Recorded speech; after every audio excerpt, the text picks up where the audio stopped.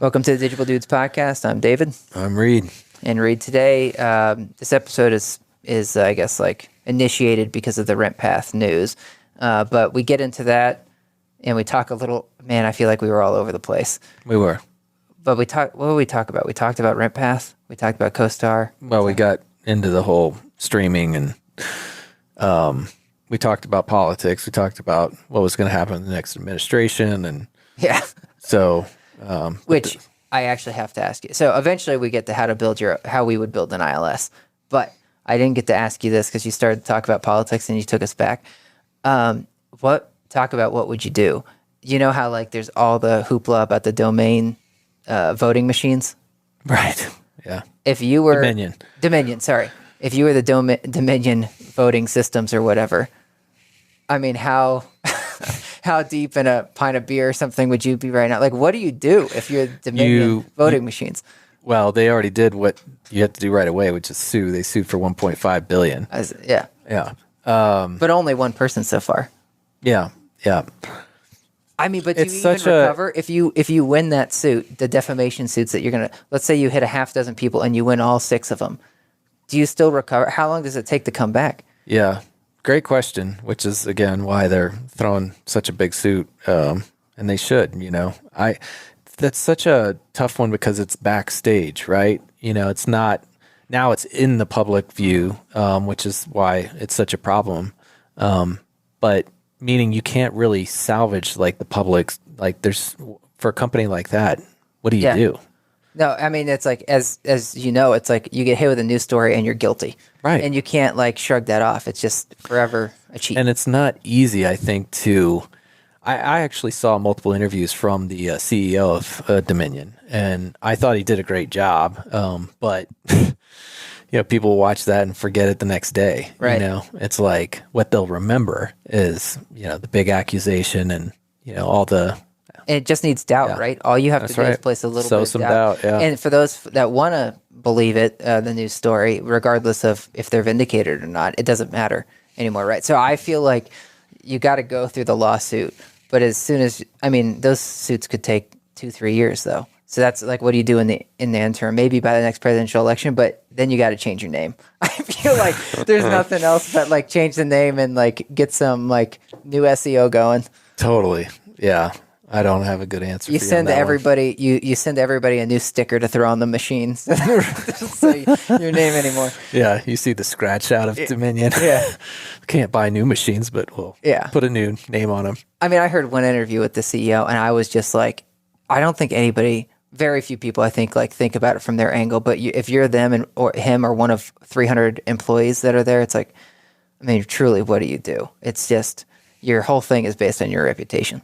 You may start looking for a job outside of whatever the senior leadership, which probably themselves are looking around, and then you wait for the lawsuit to come through and collect a check. That's the best you can almost hope for right now. I guess you could I don't know how international they are or something, but I feel like back to the name change, you open up a subsidiary somewhere else and start selling to other democracies because the tech is still going to be good, right? It seems like it's such a finite. Although this may change that too, right? It's like, thanks a lot. Now there's 2 new competitors because they see the opportunity. You know what I mean? I was just going to say, it's like, will they take as big of a hit if there's only 3 or 4 options? Because this kind of stuff, there's not, at least I don't expect, with the hardware cost, all that is involved, I would assume, in building a business like that. There can't be that many of them. But they now said that 3 companies have 92%. Yeah. Thank you. I did remember. I probably had that wrong because I thought it was like 2 had a huge portion of the market, but I guess it's 3. But think about that. That's pretty small, But I guess it's no different than our own world, right? You got Google and Bing, and that's it. Right. And do you want to go? I did wonder about the startups, like you're saying. Like, does an upstart come along and try to? Because certainly there's more than 3 companies that make machines, but the rest are just like for scraps. And if you're then purchasing for some county, you probably don't want to go with one of the small guys because you don't know if they're going to be around. And so then maybe the other 2 are who get the bump right now. But yeah, all I can tell you is elections from this point forward, which is what's so sad, disgraceful, whatever adjective you want to use. But It's going to be very different from this point forward when it comes to our elections. Well, that's what you thought, though, with the Florida. Like, was it 2000? 2000? That doesn't, personally, in my opinion, it doesn't even compare, like, to what. Yeah, but it's the biggest. It's the most. That's the biggest other one I know of. Yeah. Anyways. Yeah. But I would have helped, and I've heard that we've gotten better. Generally, there's been a lot of positivity out of that situation. But I'm with you. There's going to be even more. There's got to be even more like things that innovation or whatever you want to call it, like standards that come out from this. Yep. Well, yeah. I'm biting my tongue. I just had this to hear, intro could turn into an hour if I get. I was wondering if you were going to have some empathy for the poor man at Dominion. I do. I really do. Not a good spot to be in. Yeah. All right. Well, stay tuned if you want to hear all about our thoughts on the RentPath cancellation and how we build an ILS. Yeah.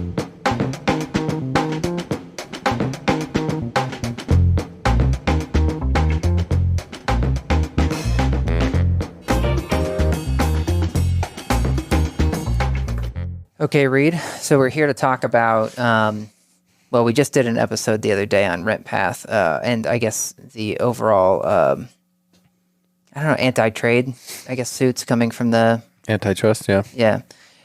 And I don't know if you saw, but I think right after we recorded our last episode, I'm sure you saw, but that, was it Facebook that then got sued in 49 states right after our last episode? I thought it was Google. Yeah, who knows? It's hard to keep track anymore. It's like everyone's going down. And get ready for more of that. Yeah.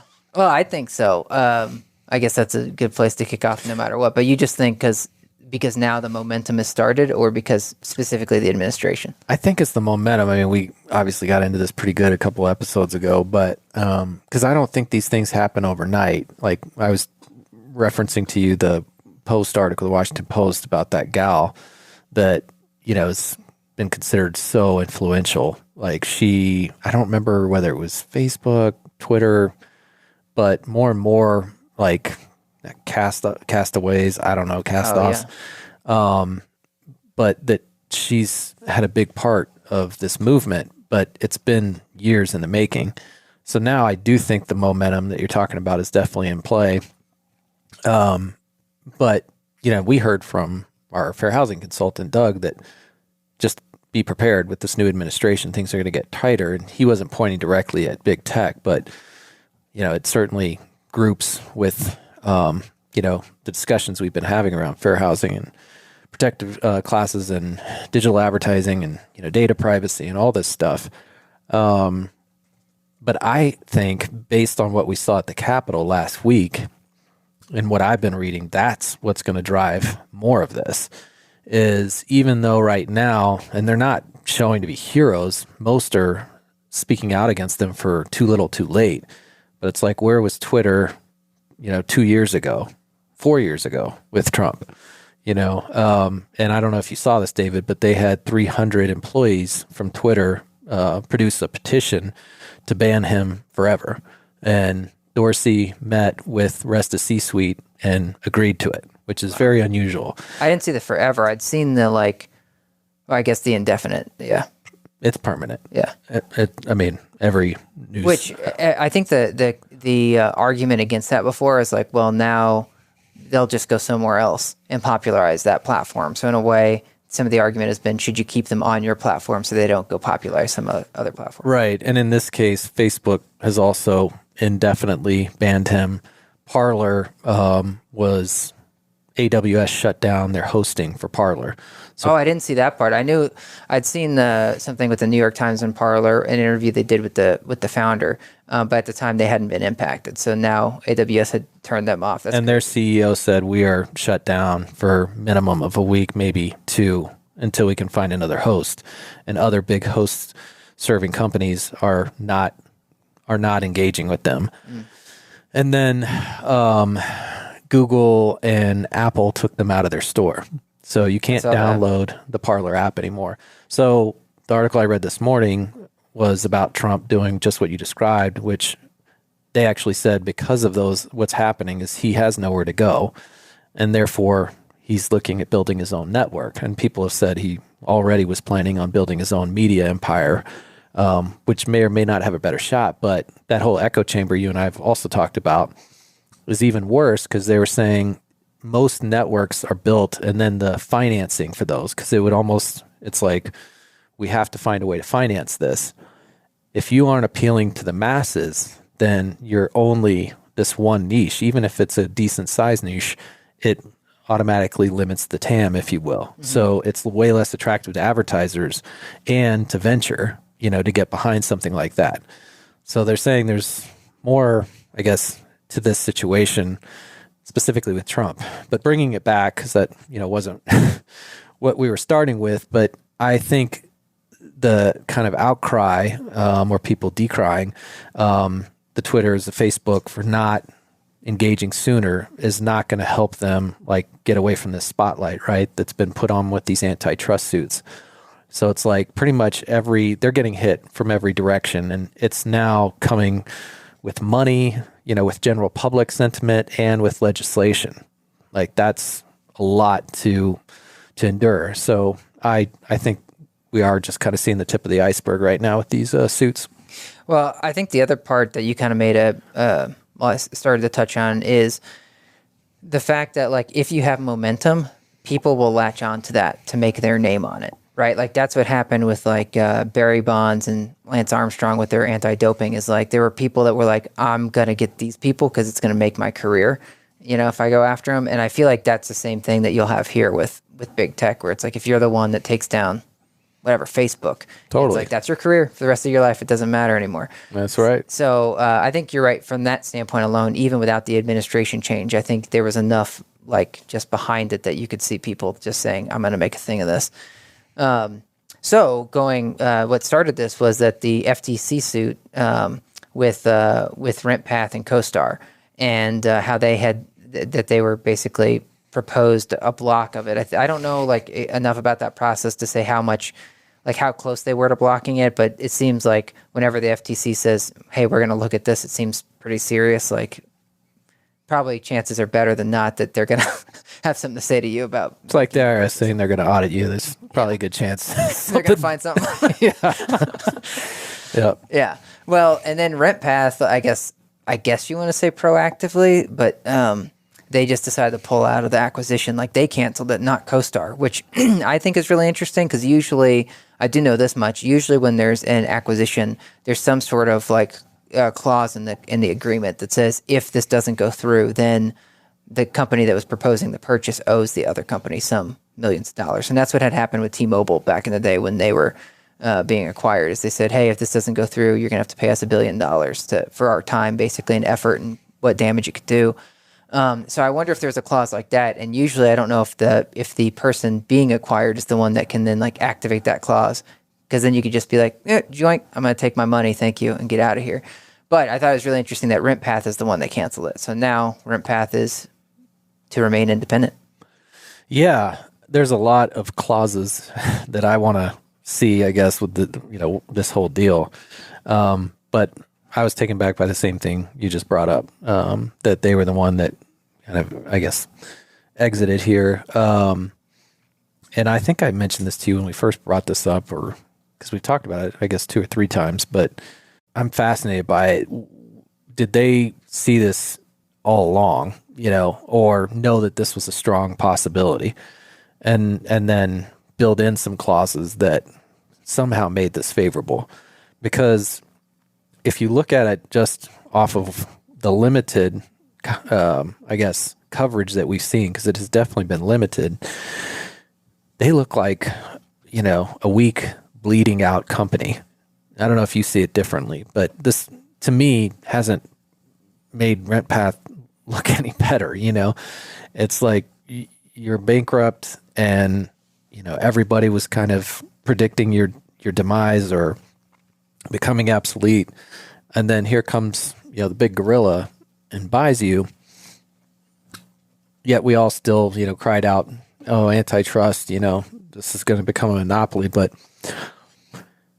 I'm saying that to almost argue the idea that they had kind of planned this out, or were aware this was a very likely scenario. Because how do you feel about RentPath now is what I'm trying to say. It's like, even if they may have financially somehow outflanked these guys like a CoStar and somehow benefited from this, don't you think it's going to be short-lived? I mean, this does not paint a pretty picture right here of that company. Well, of RentPath? Right. Yeah, well, they had filed for Chapter 11, and that's what made the CoStar come in and make the offer. At least it seemed. It coincided right with. So the question is, are they in a better spot now than they were when they filed Chapter 11? From everything I had read is that they still had plans. Like, it wasn't like the Chapter 11 was one of those, like, let's phone it in. It seems like it was, like, actually, like, well thought out and, like, we can get through this way. I think if I remember correctly, they had earned, like, $287 million.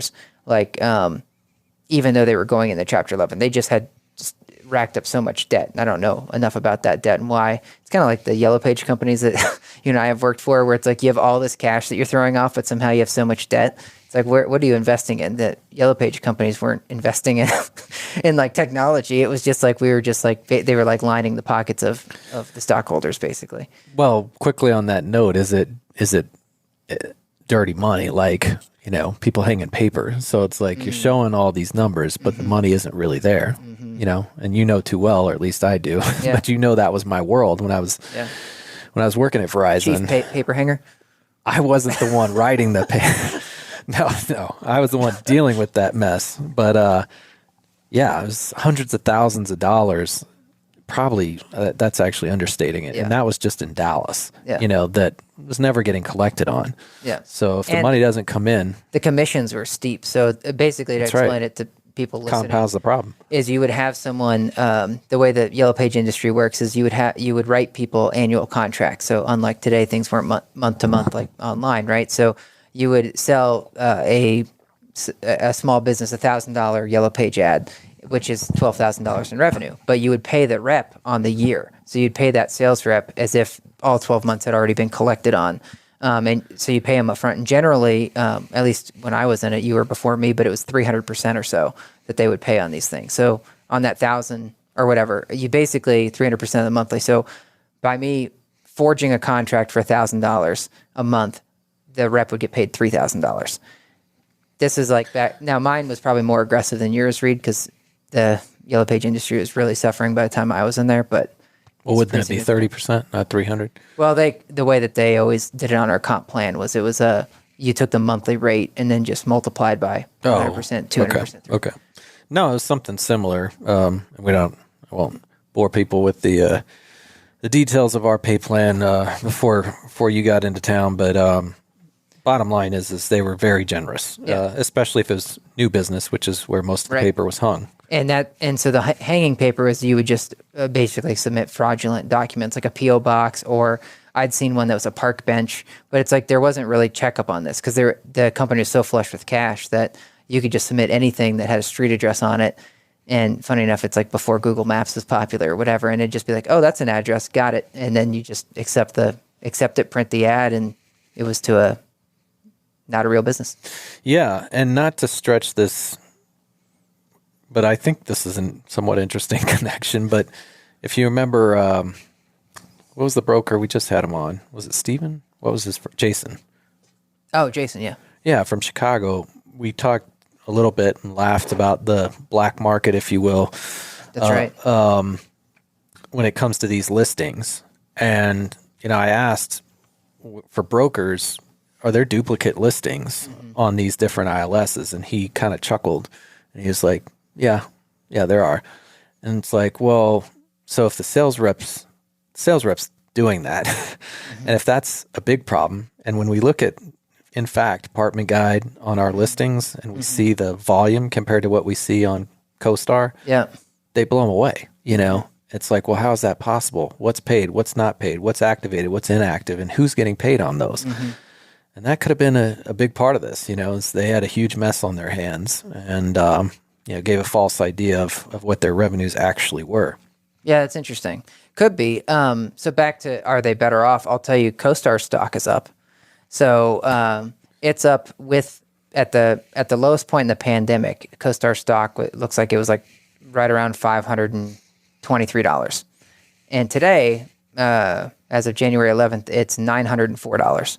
So their stock has almost doubled, like with the pandemic from CoStar. And right after they had announced the acquisition, they saw like I think it was a 10% bump in their stock price. So CoStar's sitting pretty regardless of regardless of it not going through. Yeah, I'm surprised to hear it jump that much. The 10% makes sense to me because if you're investing, right, isn't that a signal when you see a company? So again, I'm super fascinated by this, and we need, Wolf of Wall Street, if you will, joining us to help us better understand or at least validate or dispel some of our assumptions. But why not do that every now and then, especially at that level? If you know there's a good chance it won't go through, you're signaling to investors, we're looking to buy. Yeah, totally. And so if I'm like, why wouldn't you want to jump on that? It's like they're going to go buy somebody. Digible is trying to buy someone. We're trying to buy CoStar. Yeah. All right. IPO, here we come. Yeah. Well, so it didn't go through. Now, what I find interesting is I actually feel like RentPath was in some, at least from the clients I've been speaking to and prospects, they've actually been re-looking at RentPath over the last year. Even though that they were getting acquired, I've had many people say, our CoStar listings aren't working, but our RentPath ones are. So I don't know if that's because, as we talked about before, like was RentPath trying to make itself as good as possible, like doing the right kind of ad campaigns or whatever, or if it's just like people rebelling against CoStar or what, I don't know what it is, but I just had more people saying, I'm going to RentPath these days, not CoStar, at least until the thing goes through. Yeah. Well, it makes me wonder when you sell a house, a realtor will tell you, and we've gotten into this more on the multifamily investment side, but what's worth it? Should we update the countertops, or leave them as they are? And so if you're RentPath, what were they doing with the assumption they were going to get sold?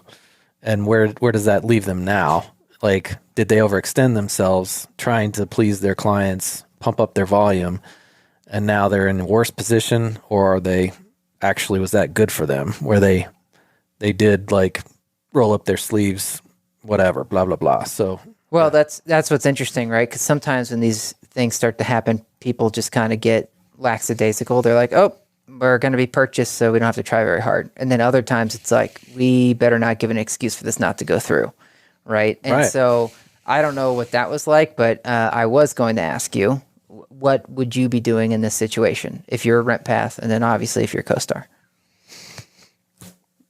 Be taking that as a two-part question, you mean? Yeah. Like if I care more about RentPath if you thought you were about to get purchased and now this whole thing happened. Yeah. Well, I'm more risk prone. So I wouldn't do something, I think I'll say, just silly or pathetic and like try and, rebrand myself. But I think I would be looking at some fundamental changes in the business model and how we go to market. I think that would, almost take advantage, if not capture the opportunity, because there will be, a little bit of, if not plenty of buzz in the industry about this. And before that all goes away, why not say, okay, now that we have everybody's attention, for better or worse, it's like bad press is just as good as good press, right? You're looking for the attention. So take it as a marketing opportunity and say we're moving to an auction-based, ILS like cost model. Little spoiler alert for where we're going to take this. We talk about how we build an ILS, but that's what I do if I were those guys. For starters, there's a lot more to think through, but I think you have to, take advantage of this, and it can't be, it's now we're doing mobile spotlights. I mean, they've already done that, but you know what I mean? Like some silly product push, like that's not going to work. It needs to be like, we did some soul searching, and we learned a lot going through the process, and we have a better handle, we believe, on the future, what the market needs, what the industry wants, and therefore we're doing X, Y, and Z. What's interesting is the data I saw said that RentPath, their web traffic has grown 40% the second half of 2020. So that seems to say like somehow they're getting more traffic, right? Like, are they like, because I haven't seen like a Jeff Goldblum or whatever ad campaign from RentPath. So like, is it Yeah, what is it that CoStar thought that they were buying him? So did CoStar peel back, and thus, like, RentPath was able, they kept doing the same thing, like, to increase it? I have to question the legitimacy of that statistic, but B, assuming that it's actually accurate. Did it come from ComScore, Omniture, or is that like self-reported? I don't know. This is a Yahoo Finance article. All right, and then what's the quality of that stuff? Is it some click farm, that they engaged, That would be really interesting. I mean, I wouldn't put it past folks to do something like that. Be like, I don't know, freaking, it got out of control. Well, again, I mean, what do you do these days in a digital era that we're in the digital era that we're in?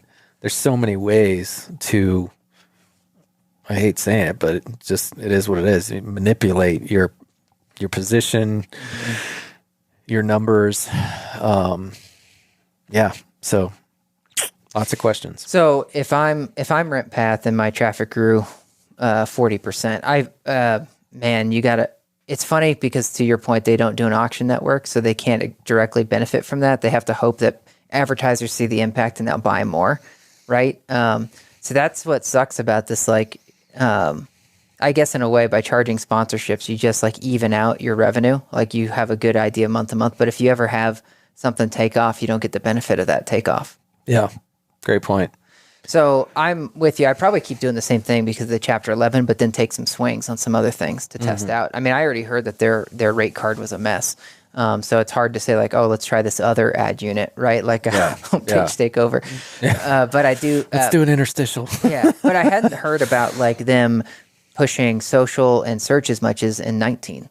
Like in 20, I didn't hear much about those other products. So I would probably be doing what you're saying. I mean, I know that they sell some email stuff or whatever, but I'd probably look for some like easy wins like that, and then try to figure out how we can take a bet on something else without changing my cash cow.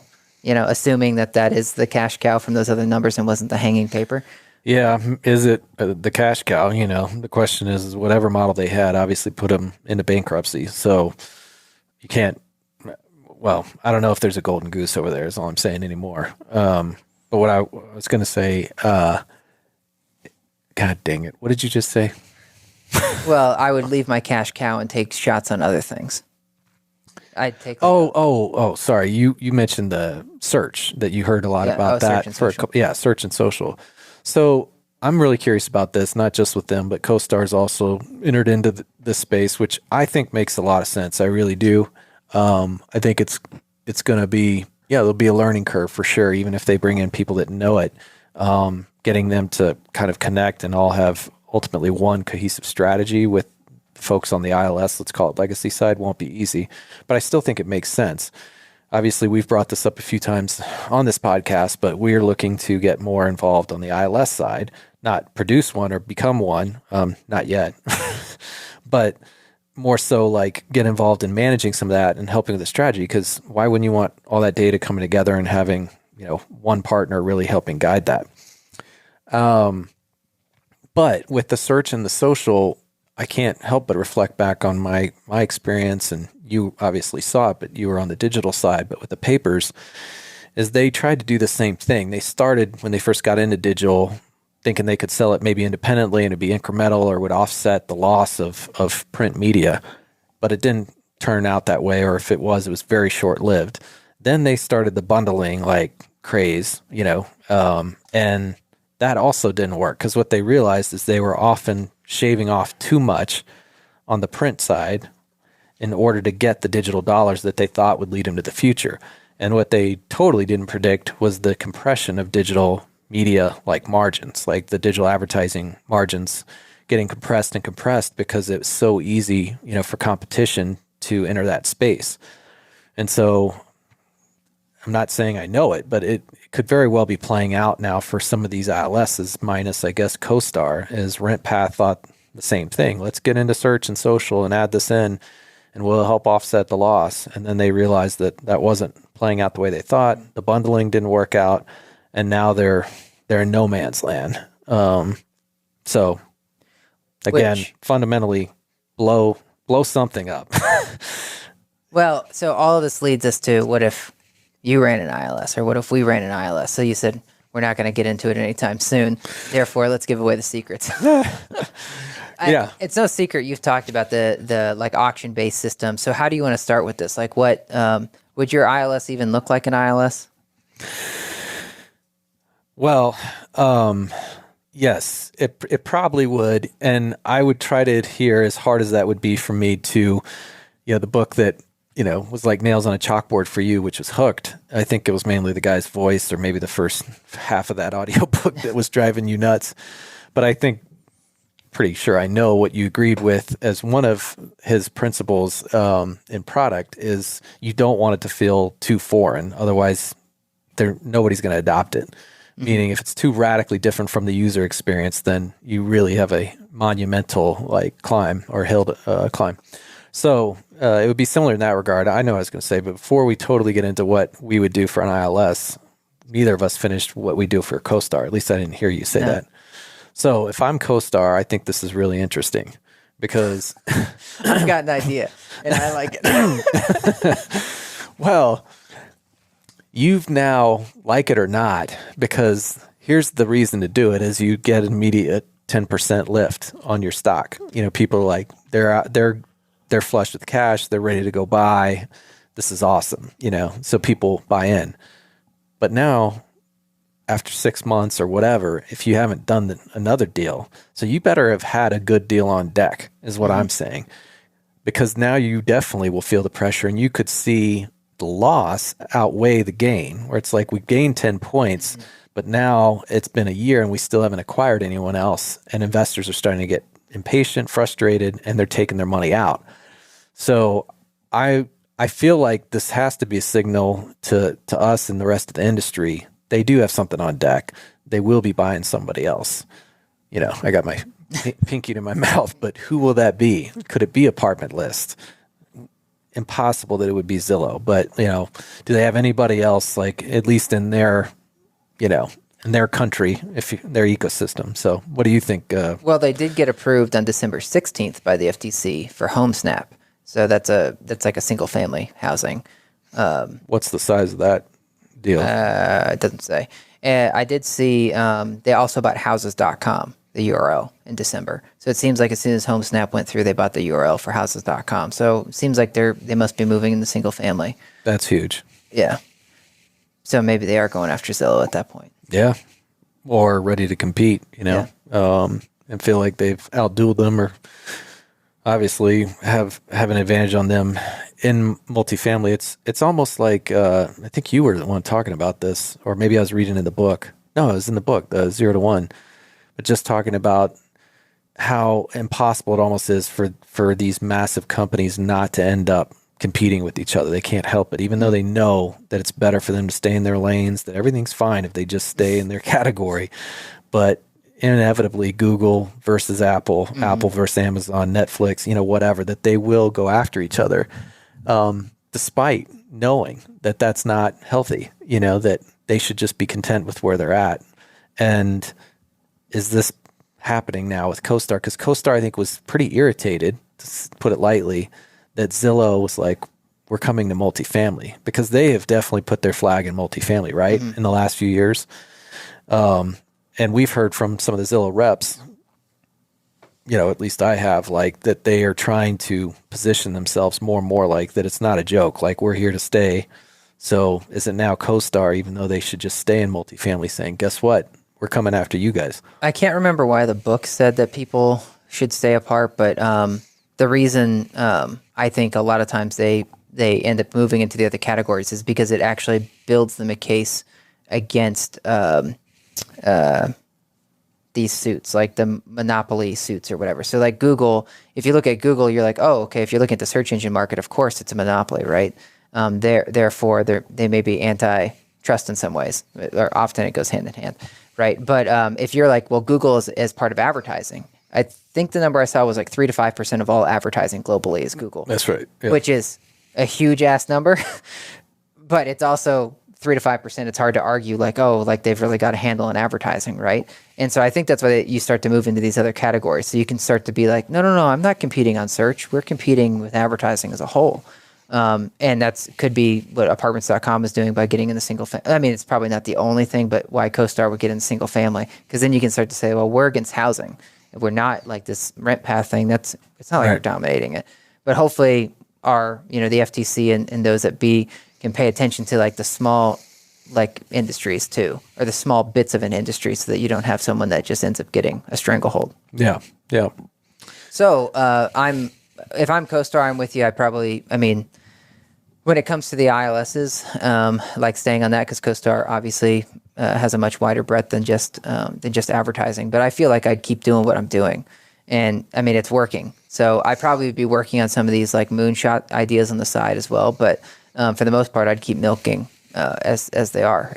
It just makes sense if it's all about the dollars. So then going into an ILS, if it would look like an ILS, my ILS would look similar. I like what our guest from Abodo, which is now Rentable. Nice. Very nice. Yeah. What she was saying, where it was all about the user experience. I do think the user experience should be better. Like right now, it's not a great user experience. I mean, you can find stuff, but it's like it's hard to say, to your point with 0 to 1, like, is the apartments.com 10x better than Google when finding an apartment? And I don't think it's 10x better. In many ways, I like that it's structured data so I can filter appropriately and I'm not just working off of keywords. But it's not, as a renter, it's not 10x better, because I'm basically seeing who's ever paying the most for that position until I drill way down. So I think I would have both options, actually. I think I'd be marrying up an apartment list with with an apartments.com style. So it's like that way the user can come there and it would be like, would you kind of like this virtual concierge service that's kind of the apartment list experience where it can match you, or you can take the experience and look on your own by just like searching different keywords. And then I feel like I'd want a third option, which we talked about with the apartment broker, but where you have an actual person help place you. I think like you could do that if you were one of the big guys, or if you were a new start, but in just a certain locale, like in New York or San Francisco or something. But I would want someone to have the option for both. And I have a similar experience to this. Like when I was looking for a running coach, I was able to surf through all the coaches on Training Peaks and decide who I wanted, or I could ask it to match me. And so I surfed through all of them and I found the one I thought I liked. And I was like, all right. And then I went and I was like, I don't know if I've done the best search. So let me get this to programmatically match me. And I did that survey and it gave me the exact same coach as the one I found. And so I was like, confirmation bias. Yeah, totally. This must be my guy. And so then I hired him. So I feel like I'd want the same experience as a user looking for an apartment. And it would be based on an auction system, just like you're saying, like Google. Because I thought about like the ad platform or whatever, the cost model. Yeah. Because I felt at first I was like, well, thinking about this, but I want it to be like apartment list because I love the idea of, well, we sold a lease, therefore you pay us. Like that's hard to dispute. But then I was like, I hate the accounting and like the nightmare of like arguing with customers. Like, no, this guy emailed me too. It's like, I don't want to deal with that. So I'd rather just pay for the clicks. And so it'd be based on an ad platform, but give the user both experiences. And then that way on the pay for the clicks, it's hard for someone to argue like, oh, am I number 1 on the page or am I number 25 on the page? It's just you're paying for those clicks that you get. So I think it would be very similar to a Google experience in that sense from the advertiser. And the advertiser probably like that because now I can ladder up and ladder down as I please, as I need stuff, right? And then you could set up my budget based on my my rent roll. It's like, all right, we just recommend $100 in clicks per open unit or whatever it is, right? And then just have someone roll that way. Yeah. Well, I dig a lot of that. I'm going to try to make this understandable. I'm counting on you to understand, but I'd merge. So you stole a little of my thunder with the locator like component, but I know this will work well for you. Is I'm gonna give the Netflix DVD to streaming. Okay, as my setup. Is this that like massive idea you were telling me about? No. Okay, but I will. And it's not that massive. It was just when we were sitting there on the couch in pain, right? It's about painkillers, right? And vitamins. We were in pain with the streaming recommendations we were getting. And so the idea that I surfaced, Miranda was like, hold on to that one. So I will squeeze that into this. I'm going to let it go, even though my better half told me not to. I would merge the the locators and the ILSs. So that would be how I would openly market that, go to market that way. They are not partners. We heard from Jason that it's a very, kind of not contentious, but tenuous relationship between the two of them, and how that works. They need the ILSs to help generate leads. They often put listings up themselves. But the ILSs don't want that to somehow devalue or dilute, their own experience, and value ultimately when it gets down to the end of the road on attribution. So I would look to join forces, and I said this to Jason, if I was CoStar, I'd be looking to buy, a bunch of different locators, the biggest ones, and give that personal experience you referenced that people still appreciate, and you and I never even thought to think about when we were going through our apartment searches back in the day. Market the hell out of that, right? I would also go the auction based. You totally know that as far as like what the model would be. But the Netflix DVD to streaming would be, I'd start there. I'd learn as much as I could, all with the knowledge that I was going to go to, Alexa, basically virtual. So we had talked a while back about Fiona as a locator. It's like, what if we made her into a locator?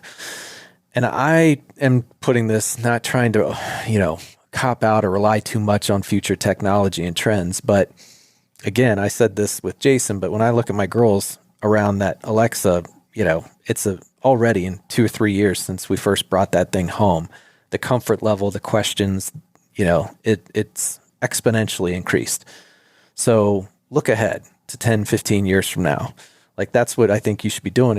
Why even build the ILS to Peter Thiel's, right? It's like, why just be another competitor? So what would really be a 0 to 1? And that would be, okay, now I have something that is remarkably effective. It's only going to get better, not worse, as far as its ability, like you said, to match make. But it comes with me. So I'm able to take the tours without the person. I'm still getting the experience. Maybe some people still like buying shoes, right? Not buy it off of Amazon. But that it's that effective, you cut out the commission that you were paying the locator. And in essence, you're cutting out the old ILS. Instead, you're just saying to Alexa, between 4 and 6 o'clock, I'd like to go look at apartments. What do you recommend? Tells you what it recommends.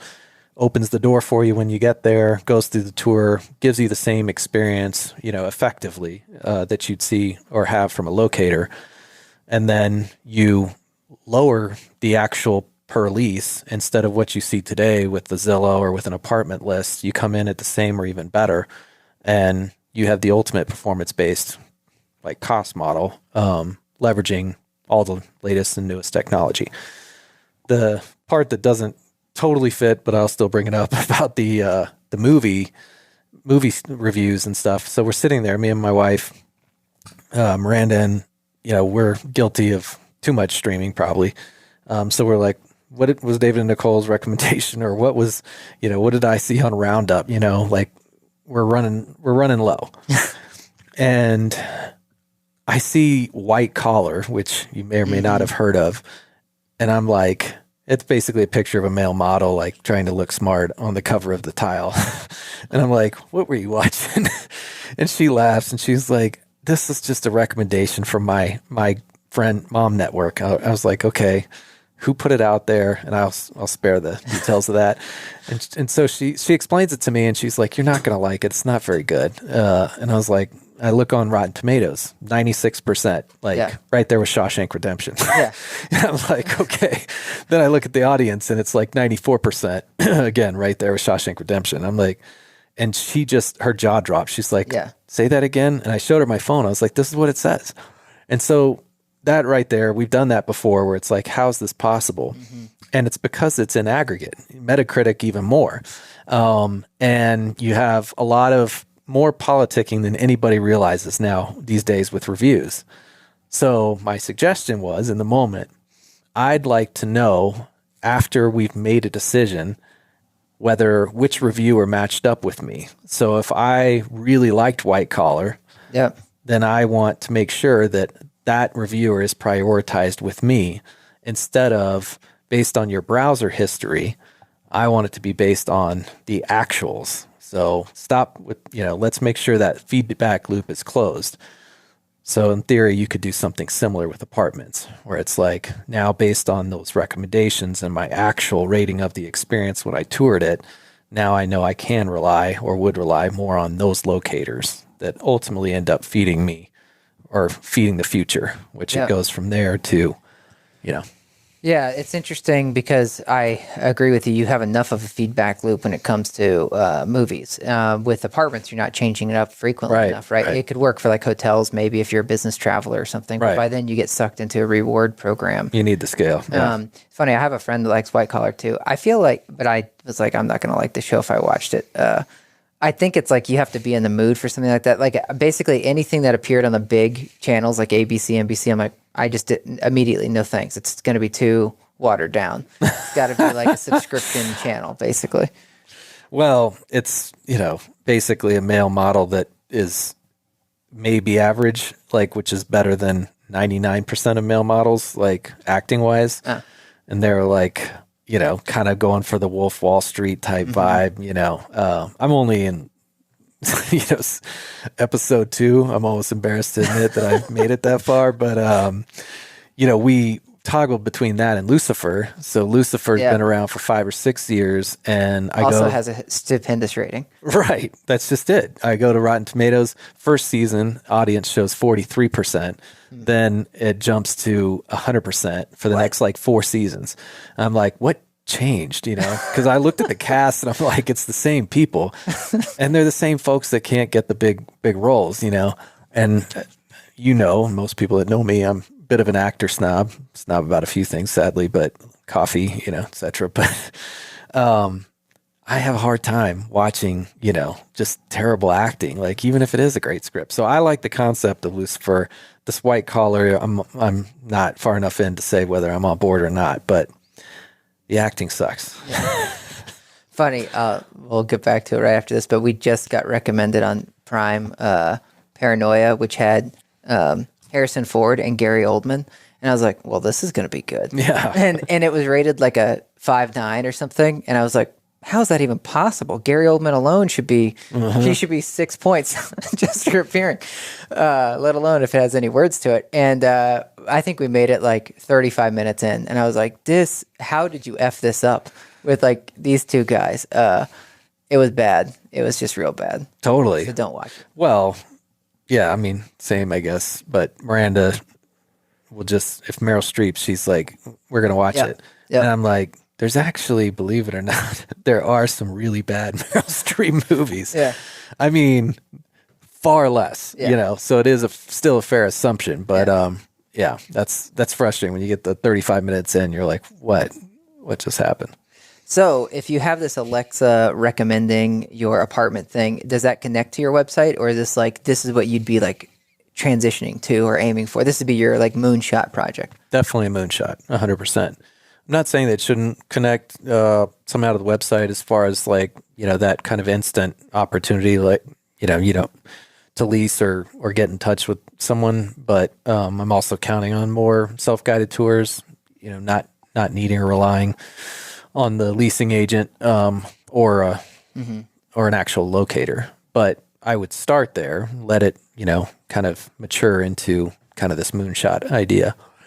But I don't think it's dystopian. Like, I mean, plenty of people do, like when you talk in those terms. I do think, industry piping, is just going to pop up in different places as we get farther into this. But, I do believe pretty firmly that the level of sophistication right now with voice recognition and these recommendation engines will be viewed as abacus to calculator to programming, like over the next 100 years. That's a very, painting, pretty broad range there. But, what I've read about AI and recommendation engines, I'll say more specifically, is that, there's going to be tipping points that they'll get past. And we already hear about that. I mean, that's not like new news, but just the speed in which they're going to train themselves is like something we can't even get our heads around. And so if they get that good, then gone will be the years of I need 300, 400 leads. that whole matchmaker idea that we've talked about, and I've mentioned as far as bottoms up, be harder to find, not easier, because the harder you find, guaranteed match, So I think that whole idea is going to quickly advance over the next 5 to 10 years.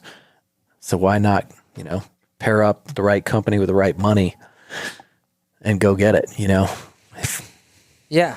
Well, I think you're right. I think if you're the ILSs, you better be taking one of those moonshots. And the way I look at it is like, think about Robert from BetterBot, who was in the ILS industry, and then John Helm, who obviously was in the ILS. Both those guys had great exits. And when they started their next company, it was not an ILS. So I feel like, I think John Helm, I think, was involved in like 2 of them or 3 of them. So at some point he decided, I got to get the hell out. I think his 2 combined, he made 200 million. Like, I think it was 100 piece. Yeah. Well, I don't know if it was equal, but I just remember 2 exits for 200. Yeah. So at that point, if he doesn't go start another one, to me, it's some sort of signal to say like, he's surprised this rodeo is still going on, right? I mean, certainly you can get bored of something too, but he still believes. Sorry, but when we pitched him, it's just ILS. It's that, like, why does anybody care about Google or Facebook? All you need is ILS and Craigslist. Right. I remember, and which is then why isn't he starting another ILS company? That's why I said it.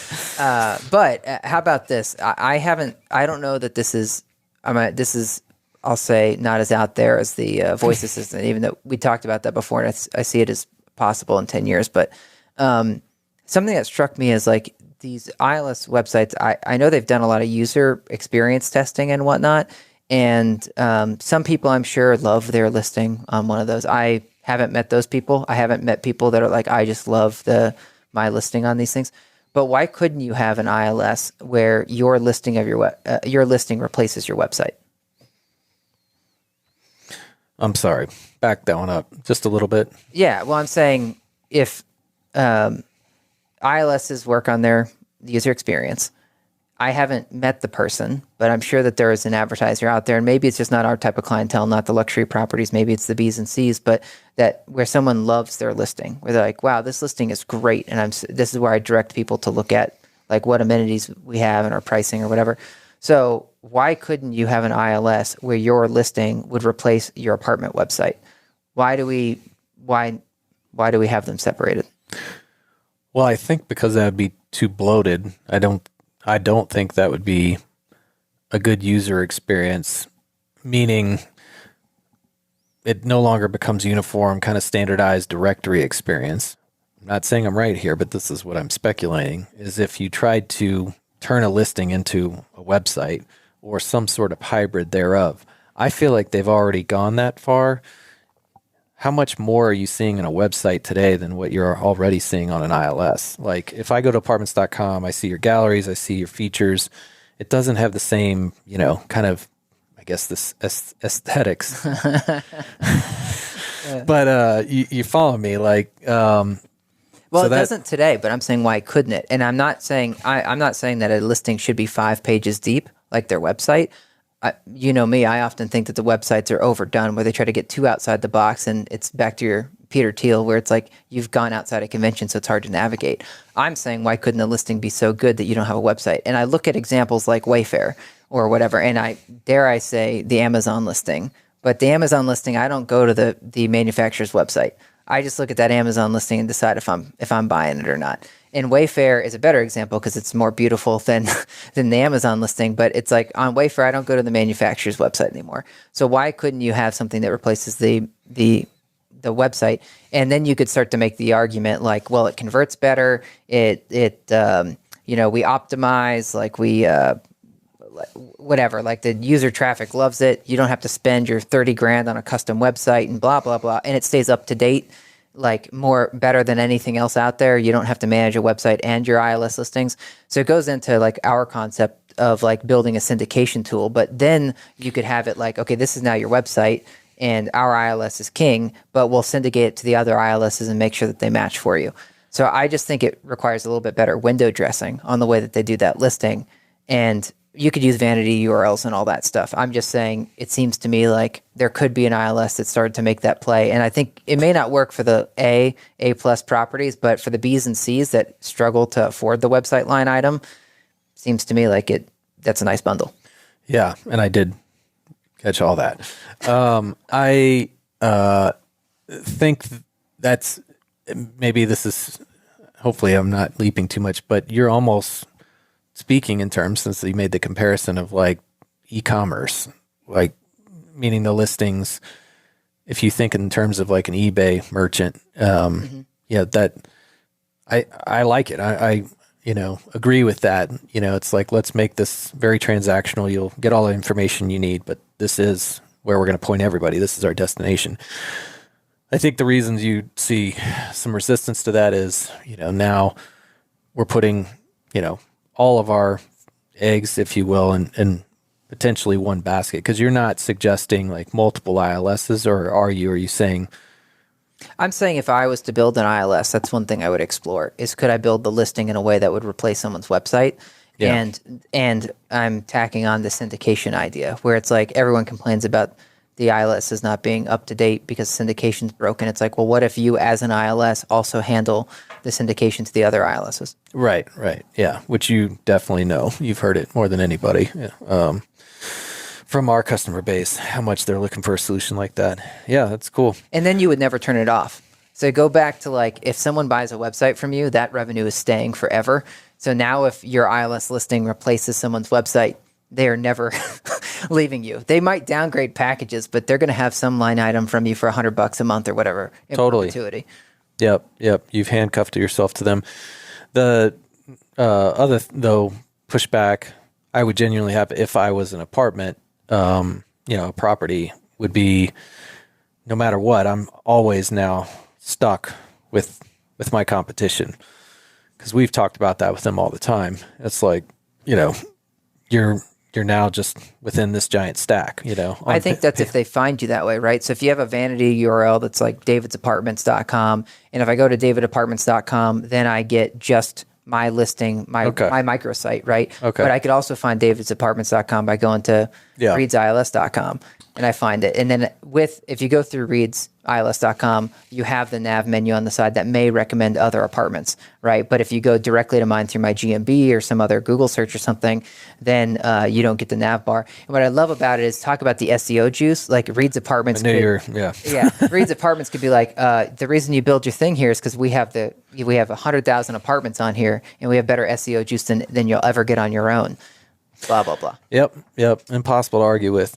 The one other thing I forgot to mention, and if I were to build an ILS, is what would my marketing plan be? So it would be, of course, the accuracy, the moonshot, right? The excitement, where it's like, now there's a whole new, better way. But then I would go all in on the content, which I brought up with the Bodo. It's like, we still haven't seen that. Man. You brought up the Airbnb. It's like, so I still don't get that. It's like people don't search the building first. They search everything else. We saw it from 30 lines. I agreed with the guy then, and, agree with them now. Like, but nobody's taken that approach. So I would go. And then you have the like sole sponsor. So you sell the sole sponsorship of Rhino or whatever. It's like, even if Reid's ILS is writing the content, now David's Apartments can sponsor the Rhino page or whatever. Love it. Stay tuned, everyone. I think we have a business here. Yeah.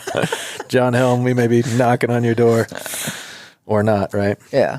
Well, anything else to add on building an ILS? No, I don't think so. Yeah, cool. Well, big news with the with RentPath. By the way, I don't know if you saw this, but in every article that comes out, they say rent.com and apartment guide. But if you look at anything that came from in the industry, like from CoStar or RentPath, it says apartment guide and then rent.com. So it's like, if you're out of the industry, you just assume, the short four letter URL is that must be the flagship. But everybody else in the industry is like, nah, it's apartment guide. Totally. Yeah, that's made me laugh too. All right, before we wrap up, over under apartment guide, whatever, RentPath's existence. I'm going to put the over under at 5 years. That might be pushing out too far, but are you on the over or the under? So if RentPath is a company, so if it gets acquired, that would mean they're out. out. Yeah. So will they exist, not be bought out, not go bankrupt? I'm putting it at 5. under. Yeah, I agree with you. That's why I said I should have said 3. 3 would be bolder, Tougher. but I probably would still bet an under 3. Really? So you Yeah. think this is just short-lived? The cockroach will finally die. Yeah, well, isn't RentPath owned Or get acquired. by? Sorry, that's mean. Yeah, they're a private equity firm that owns it. That's what's driving it for me. Is like if a private equity firm owns it, like they're probably gonna Typically, scuttle. but PE's a little bit longer than hedge, you know. I mean, Sometimes we know that too well. Yeah. Well, some of them, it depends. I mean, you can structure these however you want, but I don't think it stays with the current ownership for more than 3 years. Would be my But they guess. could still keep, you know, I guess I'm trying to say it would need to be a CoStar, not just another PE, you know, or something like that. I would still say they're still alive, you know, they've just been passed to some other investor. But it would be hard for someone else to buy them at this point. Like, I wonder how the FTC would feel about Zillow. Like if Zillow bought them. Great question. Man, that would be fun. It'd be fascinating. They were like, well, it's back to what you mentioned, and I love that part in the Teal book about Google, where it's like, well, they're only 3%. That's like, well, we're like 2% of multifamily. Yeah. You know? We're 80% of single. So this isn't a problem, right? Right. It's a crazy world. All right, Reid, let's get out of here. All right.